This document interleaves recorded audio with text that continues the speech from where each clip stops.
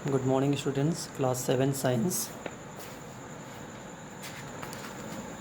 We have discussed about the chapter 12. This is reproduction in plants. Reproduction in plants में हमने अभी तक देखा कि जो रिप्रोडक्शन होता है ये दो तरह से होता है, asexual reproduction and sexual reproduction. तो एसेक्सुअल रिप्रोडक्शन में अलग अलग मेथड्स हैं, ठीक है।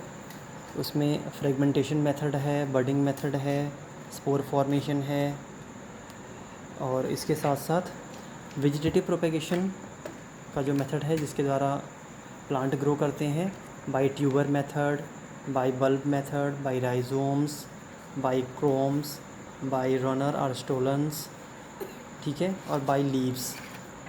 इसके साथ साथ हमने देखा था by root and by shoot. बहुत सारे प्लांट हैं जो इन मेथड्स या इन तरीक़ों से ग्रो करते हैं या अपनी संख्या को बढ़ाते हैं। आर्टिफिशियल मेथड ऑफ वेजिटेटिव प्रोपेगेशंस में हमने देखा कटिंग मेथड्स। कटिंग मेथड रोज़ और शुगर केन के केस में हम यूज़ करते हैं, as well as layering, grafting and tissue cultures. All these are the vegetative propagation और एसेक्सुअल रिप्रोडक्शन। उसके बाद हमने सेकेंड टॉपिक डिस्कस किया था, that is the sexual reproduction in flowering plant. Flowering plant में सेक्सुअल रिप्रोडक्शन जो होता है तो उसके लिए फ्लावर के जो मेन 4 पार्ट हैं वो इन्वॉल्व होते हैं, that is the 4 main part are sepal, petal, stamen and pistil. Sepal, petal, stamen and pistil, ये 4 पार्ट हैं जो कि सेक्सुअल रिप्रोडक्शन में यूज़ होते हैं या उनका मेन रोल आता है। The first one is sepal. Sepal जो ग्रीन कलर का होता है, ठीक है। यहाँ पे हम फ्लावर में अगर सेपल की पोजीशन देखेंगे तो सेपल सबसे बाहर फूलों की पंखुड़ी के नीचे लगा हुआ रहता है और ये ग्रीन कलर का होता है। इसका मेन फंक्शन क्या होता है कि सेपल जो है वो फ्लावर को बड कंडीशन में, जब वो कली रहता है तो उसको वो कवर्ड करके रखता है, सुरक्षित रखता है। The second part of the flower is petals. Petals जो हैं वो कलर्ड होते हैं, पंखुड़ियाँ जिन्हें हम कहते हैं, रंगीन पंखुड़ियाँ होती हैं जो कि अलग अलग कलर्स की पाई जाती हैं और जिनका मेन फंक्शन होता है पॉलिनेशन के लिए इंसेक्ट को अट्रैक्ट करना, ठीक है। They have the fragrance and nectar also. उसमें अलग अलग तरह की महक होती है फूलों में ताकि वो कीट पतंगों को आकर्षित कर सकें। Third one is स्टेमन। स्टेमन जो होता है ये 2 भागों से मिलकर बना होता है, फिलामेंट और एंथर। एंथर जो है, एंथर के अंदर पॉलन ग्रेन जर्मिनेट करता है। पॉलन ग्रेन जो है ये बनता है, पॉलन ग्रेन के अंदर मेल गैमिट्स पाए जाते हैं और पॉलन ग्रेन जो है ये विंड और वाटर के द्वारा एक फ्लावर से दूसरे फ्लावर में या एंथर से स्टिग्मा तक पहुंचते हैं। The fourth part of the flower is pistil.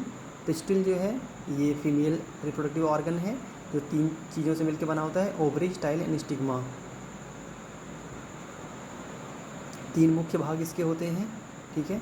Ovary के अंदर ओव्यूल होता है जिसमें फीमेल गैमीट्स या एग बनते हैं। फिर हमने डिस्कस किया था पॉलिनेशन। पॉलिनेशन 2 तरह का हो सकता है, सेल्फ पॉलिनेशन और क्रॉस पॉलिनेशन। और फिर हमने डिस्कस किया था फर्टिलाइजेशन। फर्टिलाइजेशन के प्रोसेस में हमने देखा था कि किस तरह से जो फ्लावर है, ये फ्लावर का स्ट्रक्चर यहाँ पे दिखाया गया है।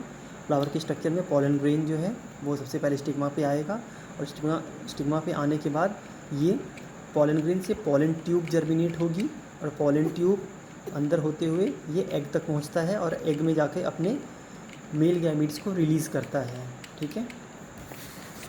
तो आज हम लोग किस टॉपिक के बारे में डिस्कस करने जा रहे हैं, this is the dispersal of seed. Dispersal of seed, जो फर्टिलाइजेशन होने के बाद सीड और फ्रूट फॉर्मेशन होता है, ठीक है। तो जो सीड होता है वो एक जगह से दूसरी जगह तक कैसे पहुंचता है, जैसे हम जंगलों में देखते हैं ढेर सारे पौधे होते हैं, तो पौधों में फ्लावरिंग होती है, फ्लावरिंग के बाद सीड फॉर्मेशन होता है। उसका जो सीड है वो हवा के माध्यम से, ठीक है, एनिमल्स के माध्यम से, वाटर के माध्यम से एक स्थान से दूसरे स्थान तक पहुंच जाता है और इसी एक स्थान से दूसरे स्थान तक पहुंचने की प्रक्रिया को हम डिस्पर्सल ऑफ सीड कहते हैं। A plant produce many seeds If all the seed fall near the same plant and start growing, there will be a competition between them. अगर कोई पौधा है, ठीक है, अब फॉर एग्ज़ाम्पल एक आम का पौधा है, आम के पौधे से जो फल अगर गिरते हैं, फल गिरने के बाद उससे नए पौधे अगर विकसित होते हैं, अगर वह उसी जगह पे होंगे तो वहाँ पे क्या होगा, कुछ साल के बाद एक ही आम के पेड़ के नीचे 10 या 15 छोटे छोटे और पौधे उग जाएंगे, और फिर क्या होगा, उनमें आपस में कंपटीशन हो जाएगा, क्योंकि उस जगह पे जो वाटर की अवेलेबिलिटी है, वहाँ पे सनलाइट की अवेलेबिलिटी है, मिनरल्स की अवेलेबिलिटी है, वो सारे पौधों के लिए पर्याप्त नहीं होगी। तो इसलिए सबसे ज़्यादा ज़रूरी क्या होता है कि सीड जो है वो एक स्थान से पर्याप्त दूरी तक पहुंच जाए, ताकि अगर वो वहाँ पे जर्मिनेट भी करता है और नया पौधा विकसित भी होता है तो उससे दूसरे पौधों को कंपटीशन ना करना पड़े, ठीक है, फाइट ना करना पड़े, for their survival, for their sunlight, for their water, for their minerals. They will not get enough space, water, nutrient, sunlight, many of them would die also. और एक ही घनी जगह पे अगर पेड़ पौधे उग जाते हैं, उनमें से कई सारे जो हैं वो डाई कर जाते हैं, वो सर्वाइवल नहीं कर पाते। This over crowding is prevented by dispersal of seed. हम इस ओवर क्राउडिंग को किस तरह से रोक सकते हैं, हम सीड को फैला करके रोक सकते हैं, ठीक है। अक्सर आपने खेतों में जब हम फसलों की बुआई करते हैं तो बुआई के समय हम क्या करते हैं, सारी फसलों के समय बीज का छिड़काव करते हैं। तो हम ये ध्यान देते हैं कि जो सारे सीड हैं, चाहे वो गेहूं की बुआई हो, मक्के की बुआई हो, सरसों की बुआई हो, तो जो सीड है, सीड को हम हाथ से या मशीन के द्वारा एक पर्याप्त दूरी तक छिड़कते हैं, ताकि उनके एक प्लांट से दूसरे प्लांट के बीच में उचित गैप रहे, ठीक है। हम ऐसा नहीं करते कि एक मुट्ठी गेहूँ लेते हैं और एक ही जगह पे दबा देते हैं। हमें एक ही जगह पे सारे प्लांट को ग्रो नहीं कराना, हमको उनको एक प्रॉपर डिस्टेंस देनी होती है, ठीक है। और ये जो फंक्शन होता है वो डिस्पर्सल ऑफ सीड के थ्रू होता है। There are many agent for dispersal of seed. बहुत अलग अलग तरह के माध्यम होते हैं प्राकृतिक रूप में, जो कि सीड को एक जगह से दूसरी जगह तक पहुंचाते हैं। डिस्पर्सल बाय विंड, हवा के द्वारा जो सीड होता है वो एक जगह से दूसरी जगह तक पहुंच जाता है। Some seed like those of grasses and orchids are minute, dry and dusty and weightless. हमने गर्मियों के मौसम में अक्सर देखा होगा कि छोटे छोटे रुई के जैसे चीज़ें उड़ती रहती हैं, ठीक है, जस्ट लाइक कॉटन। तो वो जो फाइबर्स होते हैं वो एक्चुअल में सीड होते हैं, जो एक प्लांट से दूसरे प्लांट तक, ठीक है। आपने मदार के केस में अक्सर देखा होगा, मदार का जो फूल होता है फ्लावरिंग के बाद जब उसमें से सीड डिस्पर्सल होता है तो वो काफ़ी लाइट वेट होता है और वो हवा में आसानी से उड़ करके एक स्थान से दूसरे स्थान तक पहुंच जाता है। Seeds of silk, cotton, milkweed have hairy outgrowth, such seeds are easily carried by wind. और ये इतने हल्के होते हैं और इनमें पतले पतले रोए होते हैं, जिसकी वजह से वो हवा में आसानी से उड़ करके एक स्थान से दूसरे स्थान तक पहुंच जाते हैं। Water dispersed seeds are light and air filled with fibrous fruit wall. पानी में बहने वाले जो सीड होते हैं, पानी के द्वारा जो डिस्पर्सल होता है वो हल्के होते हैं, उनके अंदर हवा भरी रहती है और वो फाइब्रस भी होते हैं। A thick coat of fibres around the coconut seed enable it to float on a water.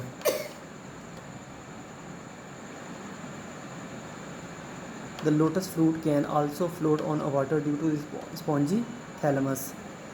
जो कमल का फूल होता है उसके जो सीड होते हैं वो भी स्पॉन्जी थैलमस के कारण, ठीक है, जो सीड जिस चीज़ के अंदर बनते हैं वो इतना स्पॉन्जी होता है कि वो पानी में तैरते हुए एक स्थान से दूसरे स्थान तक आराम से पहुंच जाता है आसानी से। These plants also grow near water and their seeds carried far off by water. अक्सर नदियों के किनारे, समुद्र के किनारे या बहते हुए जल के किनारे जो पौधे उगते हैं उनके सीड आसानी से एक स्थान से दूसरे स्थान तक पहुंच जाते हैं पानी के माध्यम से। डिस्पर्सल बाय एनिमल,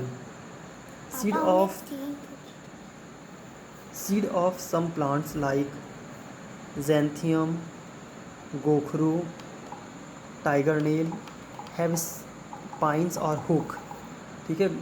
गोखरू का हमने देखा होगा, वो स्पाइक्स लगे होते हैं उसमें। तो स्पाइक्स में क्या होता है कि हल्के हल्के छोटे छोटे कांटे होते हैं, कांटे के माध्यम से वो क्या होता है कि दूसरे जानवरों के ऊपर वो चिपक जाता है, ठीक है, और जिसके द्वारा क्या होता है कि वो एक स्थान से दूसरे स्थान तक पहुंच जाता है। अब हम यहाँ पे कुछ फ़ोटोग्राफ्स देखेंगे। Dispersal by explosion mechanism. Fruits of castor, pea, mustard, balsam expose on ripening. Their seed are dispersed when the fruit burst with sudden jerk। होता क्या है, कुछ ऐसे पौधे हैं जिनमें फ्रूट जो है राइपन होने के बाद, पकने के बाद इतना तेज़ी से फटता है कि उसके सीड छिटक जाते हैं, अलग अलग दूरी तक पहुंच जाते हैं। ठीक है, ये भी एक मैकेनिज़्म है।